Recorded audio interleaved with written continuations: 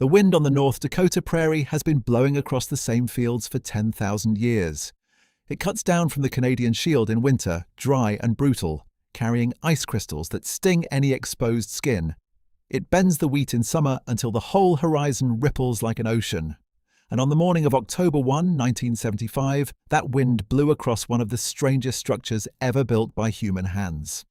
A truncated concrete pyramid, 4 stories tall, rising out of the flatness near a tiny farming village called Nakoma in Cavalier County, with a population of fewer than 100 people.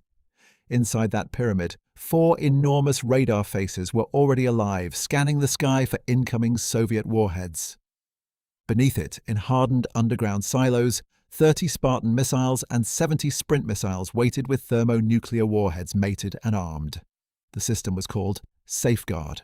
It had cost the United States approximately $6 billion in then-year money, employed thousands of workers across the years of construction, and represented nearly 2 decades of accumulated research.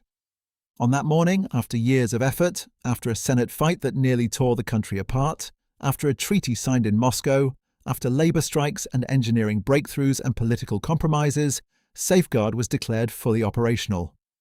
The most expensive air defense system in American history was finally on watch. The next day, October 2, 1975, the United States House of Representatives voted to shut it down. To understand how that happened, how a nation builds a thermonuclear shield and then dismantles it the morning after switching it on, you have to go back almost 20 years. Back to the moment when American confidence in its strategic position cracked open like ice on the Red River. October 4, 1957. A Soviet rocket placed a small metal sphere into Earth orbit. Sputnik. The world had never heard a sound quite like the steady beeping of that satellite, but every general in the Pentagon understood its meaning instantly. If a Soviet R-7 rocket could put a satellite over Washington, it could put a thermonuclear warhead over Washington. The intercontinental ballistic missile was no longer theoretical. It was real. It was Soviet. And the United States had no defense against it. Before Sputnik, the Bell Telephone Laboratories had already been studying the problem under contract to the Army. They called the work Nike 2, an extension of the surface to air missiles guarding American cities against bombers. After Sputnik, the work exploded in scope and urgency. In January of 1958, Defense Secretary Neil McElroy formally directed the Army to develop what was now called Nike Zeus. Within days, the National Security Council assigned Zeus the highest national priority. The challenge was almost beyond comprehension. A Soviet warhead re-entering the atmosphere would be traveling at roughly 15,000 miles per hour, and the interception window would last seconds. The radars of the era could track only a handful of targets at once, and no one knew really whether shooting one bullet down with another bullet was even physically possible. Zeus came close. On July 19, 1962, at the Kwajalein Atoll test range in the Marshall Islands, a Zeus interceptor passed within roughly 2 kilometers of an incoming Atlas warhead launched from California, close enough that, with a nuclear charge, it would have killed the target. The engineers celebrated. The strategists did not. They knew Zeus had fatal weaknesses. Its radars steered mechanically like enormous searchlights and could engage only a small number of incoming warheads. A determined enemy could overwhelm the system simply by sending more weapons than the radars could track. Worse, the high-altitude nuclear tests of 1958 and the more detailed fishbowl tests of 1962 had shown that detonating a single large warhead at altitude could black out radars across thousands of square miles, blinding the defenders for crucial minutes. Defense Secretary Robert McNamara, the former Ford Motor Company executive whose statistical mind had reshaped the Pentagon, looked at the data and on January 5, 1963, he cancelled the Zeus deployment plan. He authorized continued research under a new name, Nike IGEX, but he refused to put Zeus in the ground. Senator Strom Thurmond of South Carolina led a furious counterattack. On April 11, 1963, the United States Senate held its first closed session in 20 years to argue over Zeus. McNamara won that round. The system was not deployed, but the political pressure to build something, anything, kept growing. Throughout the early 1960s, every Soviet weapons advance was answered in Congress with demands for an American shield. Nike X improved the technology. New phased array radars with thousands of stationary antenna elements that could electronically steer beams in microseconds replaced the old mechanically rotating dishes. A new interceptor called Sprint, designed to launch from a buried silo and accelerate at over 100 g-forces, could engage incoming warheads in the final seconds before impact. By 1965, Bell Labs had a working concept for a nationwide shield. The estimated cost was $40 billion. McNamara still refused. Then, on June 17, 1967, the People's Republic of China detonated its first hydrogen bomb. Suddenly, the political ground shifted. China was a smaller nuclear power, with perhaps 10 or 25 intercontinental missiles projected by the mid-1970s, and Congress demanded a defense against this emerging threat, even if a full Soviet shield was impossible. McNamara, exhausted from Vietnam and from internal Pentagon battles, finally yielded. On September 18, 1967, in San Francisco, he addressed the United Press International editors and publishers and gave one of the most important speeches of the Cold War. He laid out the doctrine that would govern nuclear thinking for the next 40 years: mutual deterrence. The idea that no defense could be perfect, that any first strike must guarantee suicide for the attacker, that the only true safety lay in the certainty of mutual destruction. And then, almost reluctantly, in the same speech, he announced a thin anti-ballistic missile deployment aimed primarily at the Chinese threat. The system was named Sentinel. Sentinel was a political disaster. The Pentagon planning called for Sprint missile sites with their nuclear-armed interceptors to be located in suburban areas near major American cities: Boston, New York, Washington, Detroit, Chicago, Dallas, Salt Lake City, Seattle, San Francisco, Los Angeles. The logic was sound. Sprint had a short range, so it had to be close to what it defended. But when ordinary Americans learned that the Army intended to bury thermonuclear weapons in their suburbs, they did not respond with patriotic gratitude. They responded with rage. On January 29, 1969, despite a brutal blizzard, more than 1,000 residents jammed into Reading High School north of Boston for an Army Community Relations meeting about a planned Sprint site at Sharpner's Pond in nearby North Andover, Massachusetts. The Boston Globe reported a series of shout-downs and prolonged applause aimed at the Army presenters. Senator Edward Kennedy wrote to the new Defense Secretary Melvin Laird, demanding a halt. In Seattle, a graduate student in biophysics at the University of Washington, named Newell Mack, organized scientists to oppose the Fort Lawton site. The physicist Ralph Lapp coined a phrase that stuck in newspapers across the country: megaton magnet. The proposed sites, opponents argued, would attract Soviet warheads to the very cities they were meant to protect. On February 6, 1969, Laird directed a halt to construction at Sharpner's Pond pending review. 5 weeks of urgent White House review followed. The new president, Richard Nixon, who had taken office on January 20, faced an impossible problem. He could not abandon ballistic missile defense without enraging conservatives. He could not deploy Sentinel without enraging suburban voters. On March 14, 1969, in a press conference at the White House, he announced the solution. The system would be modified. Instead of defending cities, it would defend missile silos. The new mission would be to protect America's land-based deterrent, the Minuteman intercontinental ballistic missile fields, from a Soviet first strike. The interceptor sites would be placed not in suburban Boston or Chicago, but in the empty plains of North Dakota and Montana. Far from any voter, surrounded by wheat. The rename program was called Safeguard. Nixon explained the rationale with unusual candor. Defending cities, he told the press, would require something approaching a perfect or near-perfect system, because even with a massive deployment, the United States would still lose tens of millions of lives. There was no point trying to defend cities, but you could perhaps defend the weapons that defended the cities. Now, here is the moment in this story where you would expect the engineers to take over and quietly do their job. The political battle had been resolved. The mission was clear. The construction was authorized. But the truth is that Safeguard never had a moment of political peace. The Senate fight that erupted in the summer of 1969 was the largest battle over a weapons system since the Second World War. From July 8th to August 6th, 1969, the Senate debated the military procurement bill that contained Safeguard's first phase funding, $759 million. Senators John Sherman Cooper of Kentucky and Philip Hart of Michigan led an amendment to bar deployment, allowing only continued research.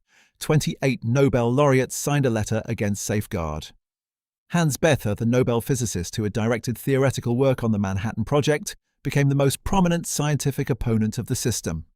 He and the IBM physicist Richard Garwin had published a critique in Scientific American in March of 1968, arguing that decoys and chaff would defeat any ABM system. The Federation of American Scientists mobilized.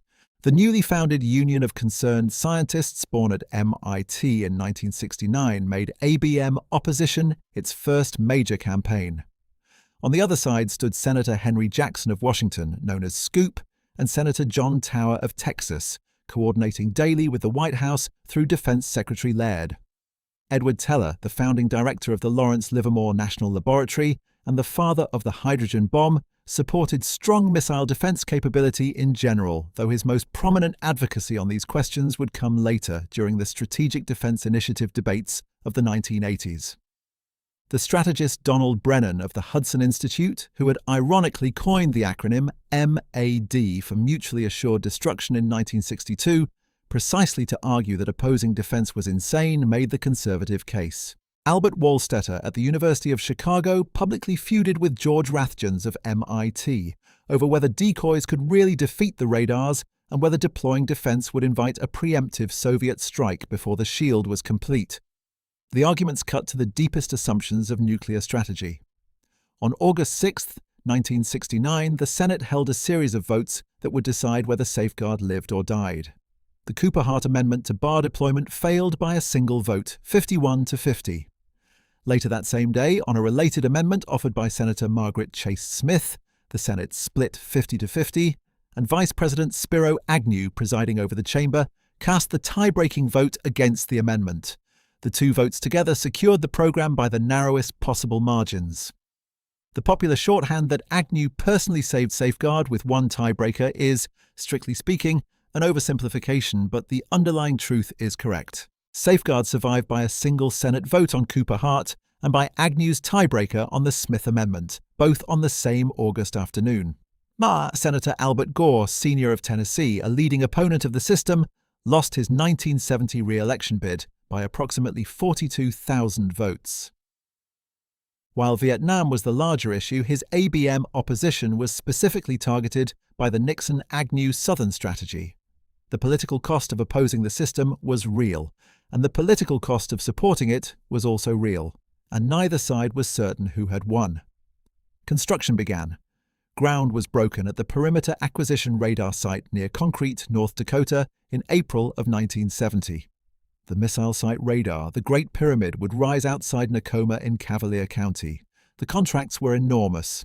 The Phase 1 contract for the Perimeter Acquisition Radar was, according to the United States Army Corps of Engineers, Huntsville Division, the largest single construction contract the division had ever issued up to that time. The prime contractor consortium for the missile site radar work was led by Morrison Knudsen and Associates. Construction crews ballooned to thousands of workers across multiple subcontractors at peak. They poured hundreds of thousands of cubic yards of concrete.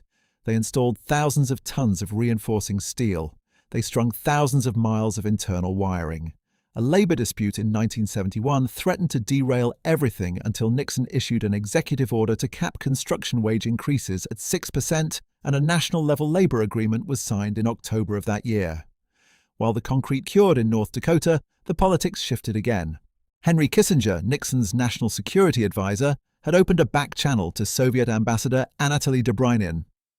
Through this channel, bypassing the official Strategic Arms Limitation Talks delegation led by Ambassador Gerard Smith in Helsinki and Vienna, Kissinger and Dobrynin negotiated what would become the most consequential arms control agreement of the Cold War.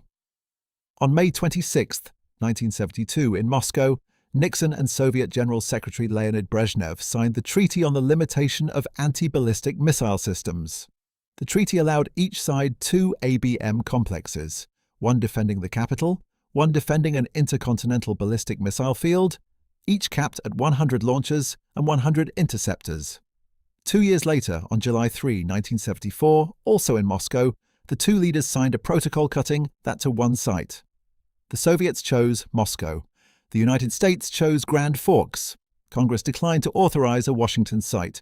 The American capital would have no defense. That choice mattered. By the time the protocol was signed, the Grand Forks complex was about 85% complete. The companion site at Malmstrom Air Force Base in Montana was only about 10% complete. The Malmstrom work was abandoned. Today, traveling across Montana east of Conrad, you can still see the partial concrete shell of an unfinished perimeter acquisition radar, a kind of brutalist Stonehenge marking what almost was. All future hopes for safeguard now rested on a single, isolated patch of North Dakota wheat country where the wind never stopped blowing. So picture this place as it stood in the summer of 1974.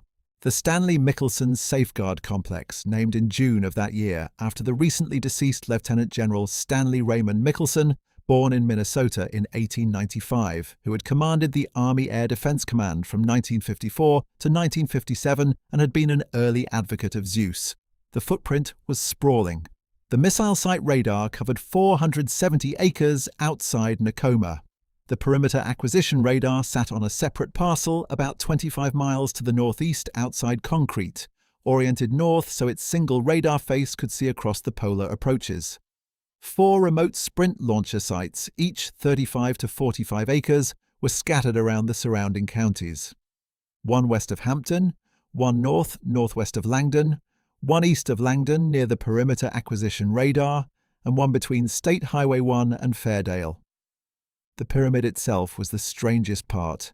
The missile site radar building rose roughly 79 feet above ground, a truncated concrete pyramid sitting on top of a buried bunker that measured 231 feet on a side and was 53 feet tall, with reinforced concrete walls roughly 3 to 4 feet thick. Each of the 4 sloping faces of the visible pyramid carried a circular phased array, with more than 20,000 antenna elements distributed in total across the 4 faces, providing hemispheric radar coverage. The total floor space inside ran to roughly 127,000 square feet. Inside, in racks of cabinets stretching down long fluorescent corridors, sat the Bell Laboratories Central Logic and Control System. This was the first large-scale, multi-processor, fault-tolerant operational computer ever built. It could run up to 10 processors simultaneously and automatically isolate failed hardware racks. In 1969, when it was designed, it represented the absolute leading edge of American computing. By 1975, when it was finally turned on, commercial mainframes were already overtaking it. The interceptors were even stranger. Spartan, the long-range exoatmospheric interceptor, was a 3-stage solid fuel missile 16.83 meters tall, evolved from the old Nike Zeus design. Its range was approximately 740 kilometers. Its mission was to engage Soviet warheads while they were still in space, far above the atmosphere. To do this, it carried a thermonuclear warhead designated W-71, designed at Lawrence Livermore National Laboratory. The yield was approximately 5 megatons. To put that in perspective, the bombs dropped on Hiroshima and Nagasaki had yields of roughly 15 and 21 kilotons. The Spartan warhead was around 300 times more powerful. The W-71 was a tailored output device with a gold tamper around its secondary stage to maximize X-ray production while minimizing fission debris. In space, where there is no atmosphere to absorb energy, those X-rays would travel for kilometers in microseconds and deposit their energy on the surface of incoming warheads, causing them to ablate and fail.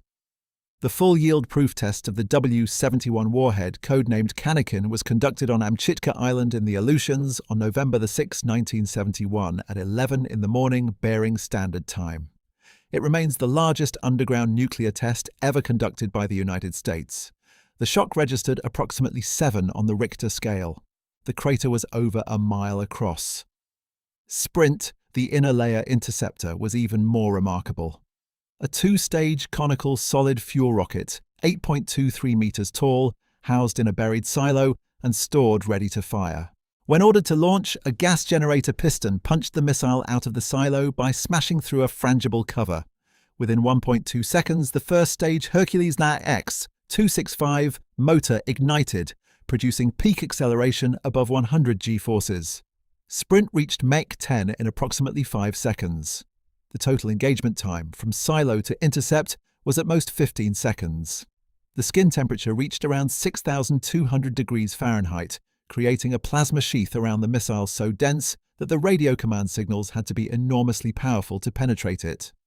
Sprint carried a small enhanced radiation warhead, designated W-66, with a yield believed to be in the low single-digit kilotons. Its purpose was to kill incoming warheads in the final seconds before impact, using a flood of neutrons rather than blast or heat. To understand why nuclear interceptors were needed, you have to remember the technology of the era. With 1970s radars and computers, hitting an incoming warhead traveling at roughly 5 miles per second with a precise, non-explosive bullet was simply not possible. Modern hit-to-kill technology, where the interceptor physically rams the target, would not be reliable for another 20 years. So the engineers solved the precision problem with brute physics. They gave the interceptor a lethal radius of kilometers in vacuum or hundreds of feet in atmosphere and accepted that any successful engagement would mean a thermonuclear detonation in the upper atmosphere over Canada or northern North Dakota. This was a choice the political leadership had agreed to. It was, by any reasonable standard, an extraordinary choice. Nuclear weapons would be used over American soil to defend American silos. The battle sequence itself was choreographed in microseconds. The perimeter acquisition radar, the Great North-facing array at Concrete, would detect Soviet warheads as they crossed the Arctic at ranges of approximately 2,000 miles. Its tracks would feed simultaneously to the Ballistic Missile Defense Center inside the Cheyenne Mountain Complex in Colorado and to the Missile Site Radar Pyramid in Nakoma. The Missile Site Radar would refine the tracks and discriminate real warheads from decoys and chaff. Then, when the threat entered Spartan's engagement envelope, Spartans would launch and detonate in space. Any warheads that survived the Spartan barrage would be engaged seconds before impact by Sprints, either from the silos at the Missile Site Radar or from one of the 4 remote Sprint launcher sites. Both Spartan and Sprint warheads were detonated by ground command from the pyramid. The whole sequence from initial detection to final detonation would last perhaps 10 or 15 minutes. By the autumn of 1974, the equipment readiness date had been reached. By April 1, 1975, the system reached initial operating capability and began limited combat-ready watches. From that day onward, around the clock, 24 hours a day, 7 days a week, Safeguard crews stood watch over the Soviet missile fields, visible only on their radar screens. Through that summer, the missile installations were completed. The last Spartan was installed in August. The movement of nuclear warheads to the site was completed in late August. The Department of the Army Technical Proficiency Inspection took place in September, and Safeguard Command crews installed the final missiles. The Department of the Army granted nuclear certification. On September the 28th, 1975, 3 days ahead of schedule, the system began routine 24-hour operations at full capacity. On October 1, 1975, the Department of Defense formally declared full operational capability. The system had 30 Spartans and 70 Sprints in their cells. 16 Sprints were collocated with the Missile Site Radar. 54 were distributed across the 4 remote Sprint launcher sites. The total complement was exactly the maximum permitted under the 1974 protocol to the ABM treaty. The system worked. Through 1975, the Michelson complex maintained a verified operational availability above 99.5%, confirmed by simulated inputs and joint exercises. In August 1975, Safeguard, the Ballistic Missile Defense Center, and the North American Aerospace Defense Command jointly ran a major command exercise that validated the full chain of communications. The Bell System Technical Journal, in its later account of the program, described the tactical Safeguard installation at Grand Forks as showing remarkable reliability for a system of such complexity. Every milestone had been met, every test had been passed. The system that critics had insisted could never work was working. And then, on October 2, 1975, the United States House of Representatives voted to deactivate it. The vote was not a surprise to insiders. The House Appropriations Committee had been on record in favor of termination for months. By November, both chambers of Congress had concurred. The fiscal year 1976 Defense Appropriations Act, which mandated Safeguard's closure, was signed by President Gerald Ford in February of 1976. Safeguard's ballistic missile defense mission was formally terminated on February 10, 1976. The system that had taken nearly 20 years to build, that had cost roughly $6 billion in then-year money, that had reached full operational capability 3 days ahead of schedule, had been on the formal active duty roster for 133 days. Of those, only the single day from October 1 to October 2 had passed without a formal congressional move to kill it. Now, popular accounts often compress this into the claim that Safeguard was operational for 1 day. That is not quite right. The system was actually on watch from April 1975 through November 1975, somewhere between 6 and 10 months depending on how you count. But the political truth is starker than the operational truth. From the moment the United States Army declared the system ready for war, Congress was already voting it dead. The morning after Safeguard achieved full operational capability, the House moved to dismantle it. There has never been another major American weapons system in modern history with so brief a window of political acceptance. Consider the asymmetry. The Spartan missiles took roughly 15 years from concept to deployment. The interceptors waited in their silos at full readiness for 133 days. By any meaningful measure, Safeguard had the shortest operational life of any nuclear weapons system the United States ever fielded. Why did Congress kill a system that had just reached full readiness? The answer is that, by 1975, the strategic environment for which Safeguard had been designed no longer existed. 3 things had killed the mission, and they had killed it before the concrete was even cured. The first was the Multiple Independently Targetable Re-Entry Vehicle, MIRV. Just 4 days before Nixon's March 14, 1969 announcement on March 10th, the Air Force Secretary Robert Seamans had announced the first Minuteman III MIRV test.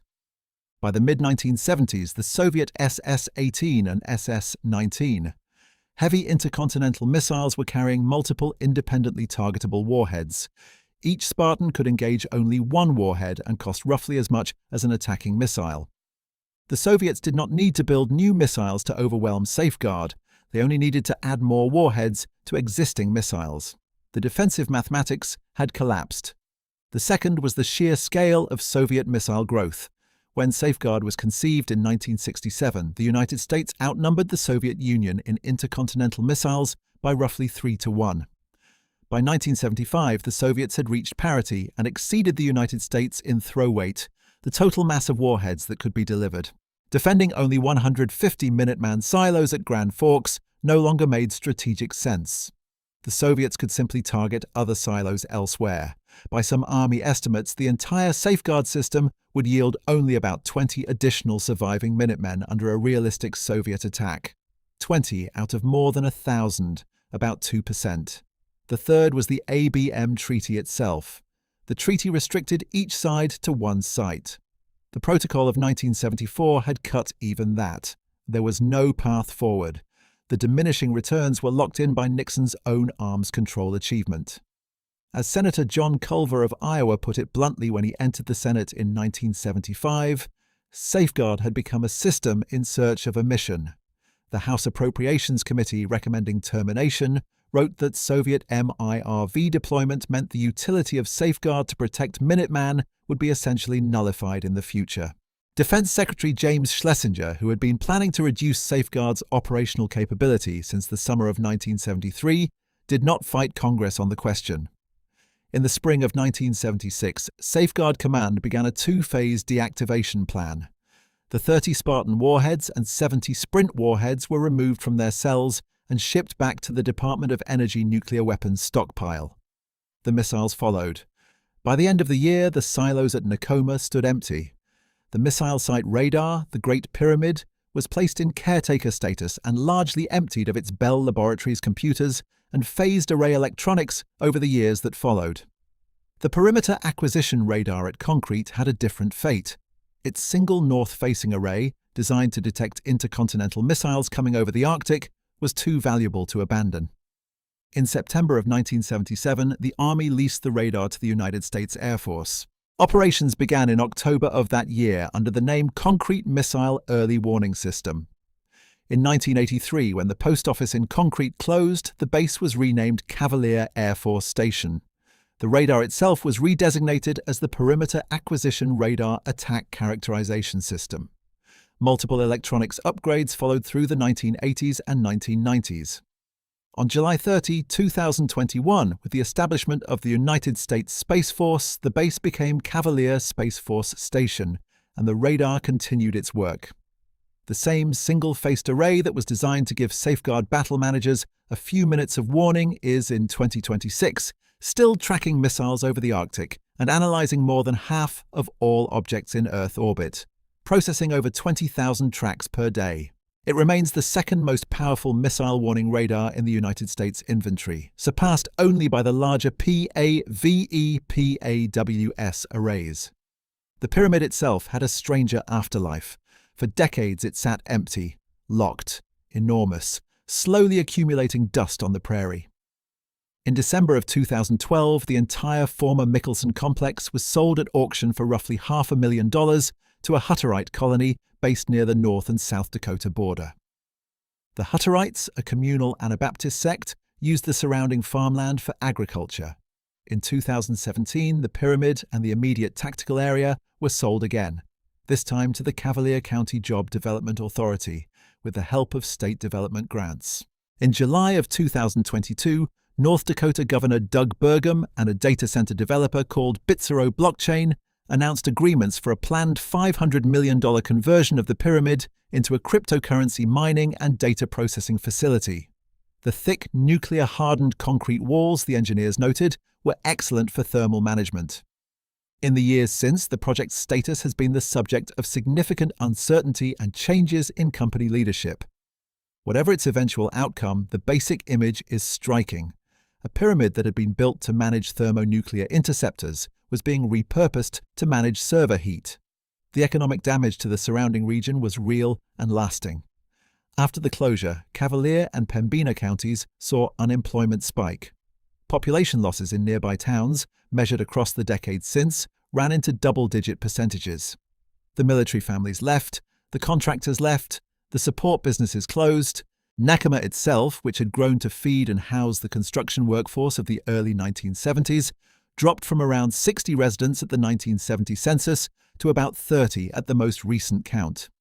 The same arc, in different proportions, played out in Walhalla, Osnabrück, Cavalier, Langdon, and Mountain. So what was Safeguard, finally? The question has had many answers over the past 50 years. Arms control historians often emphasize the bargaining function. By demonstrating American willingness to deploy a defensive system, Nixon and Kissinger gave themselves the leverage to bring the Soviets to the negotiating table. In this reading, the $6 billion was the price of admission to the ABM treaty, and the treaty was worth it.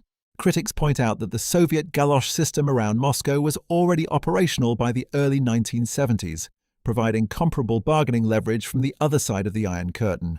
So the United States may have paid an enormous sum for an instrument it could have negotiated regardless. There is a third answer, though, that emerges only when you trace the engineering forward through later decades. Roughly half of Safeguard's $6 billion cost went into research and development rather than into bricks and missiles. The Bell Laboratories phased array radar work, the central logic and control fault-tolerant computer architecture, the Canakin nuclear test data, the high-acceleration solid-fuel motor research, the discrimination algorithms for separating real warheads from decoys. None of this knowledge was thrown away. It fed directly into the PAVE-PAWS arrays of the late 1970s, into the SPY-1 Aegis radars deployed on guided missile cruisers and destroyers from the 1980s forward, into the AN/T PY-2 radars used by the Terminal High Altitude Area Defense System, into the ground-based mid-course defense interceptors at Fort Greely in Alaska and at Vandenberg in California, which today constitute the only American defense against intercontinental missiles. Almost every piece of American missile defense infrastructure now operating traces some part of its lineage back to the engineers who built the pyramid on the prairie. The harder lesson is about timing. The simple version of this story is that the Pentagon built a useless monument, and Congress tore it down. That version misses the engineering reality. The system worked exactly as designed. The radars saw what they were supposed to see. The missiles flew when they were ordered to fly. The crews maintained 99.5% operational availability under realistic stress testing. None of that mattered in the end because the strategic landscape it was built to defend had moved beneath it. MIRV technology, signed treaties and Soviet missile growth had together rendered single-site defense pointless before the silos were sealed. Safeguard was conceived in a world where China might soon possess a small nuclear arsenal, and the Soviet Union had perhaps 200 intercontinental missiles. It was deployed in a world where the Soviet Union had roughly 1,500 intercontinental missiles, many of them MIRVED, and the People's Republic of China was a partial American partner against Moscow. The threats had changed. The technology had changed. The diplomacy had changed. The system that had been designed in the late 1960s and authorized by the narrowest possible Senate margin in 1969 could not adapt fast enough to the world of 1975.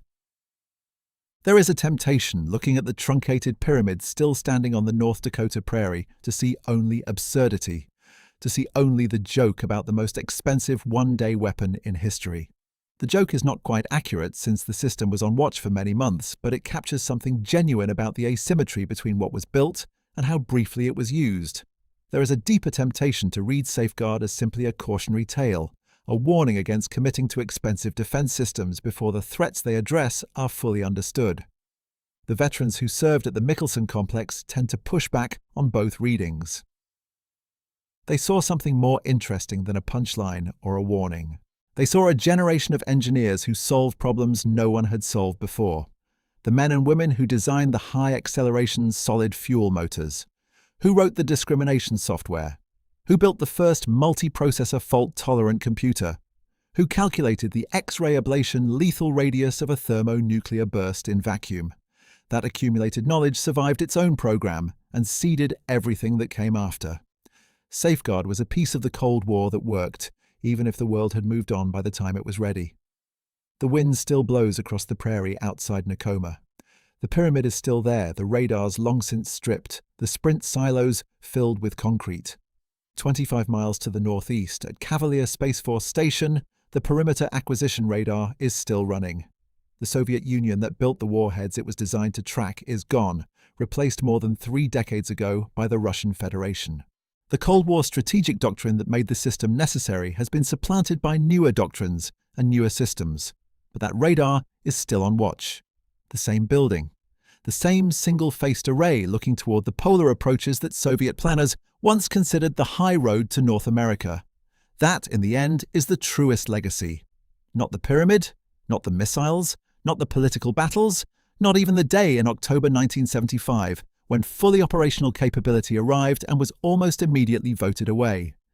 The legacy is the radar that was supposed to give a hard-pressed battle manager a few minutes of warning before nuclear interception, and that today gives the United States Space Force its longest unblinking view of the polar sky.